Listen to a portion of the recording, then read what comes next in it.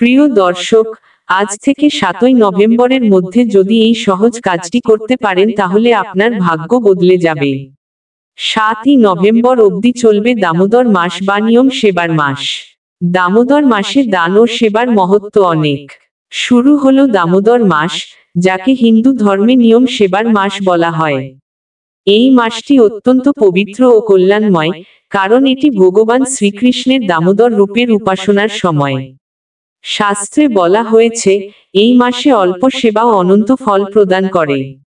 তাই ভক্তরা এই সময় প্রদীপ দান, নাম সংকীর্তন, ভগবৎস্মরণ ও দানধ্যানে নিজেকে নিয়োজিত রাখেন।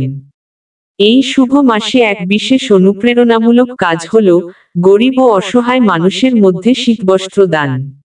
শাস্ত্রে বলা হয়েছে, পরসেবায় পরম ধর্ম, অর্থাৎ অন্যের সেবা করাই সর্বোচ্চ ধর্ম।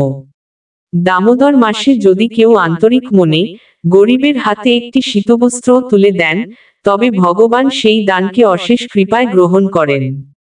এই দান শুধু শীত নিবারণের জন্য নয়, এটি মানুষের হৃদয় করুণার আলো জ্বালায় এবং জীবনে আনে সৌভাগ্য ও শান্তি।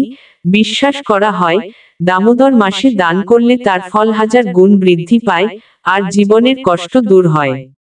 তাই আসুন, এই পবিত্র দামোদর মাসে আমরা সবাই মিলে সংকল্প নিই, অন্তত একজন অভাবী মানুষের পাশে দাঁড়াবো, তাকে শীতবস্ত্র বা প্রয়োজনীয় কিছু উপহার দেব। এতে ভগবানের কৃপা যেমন লাভ হবে, তেমনি সমাজে মানবতার আলোক ছড়িয়ে পড়বে।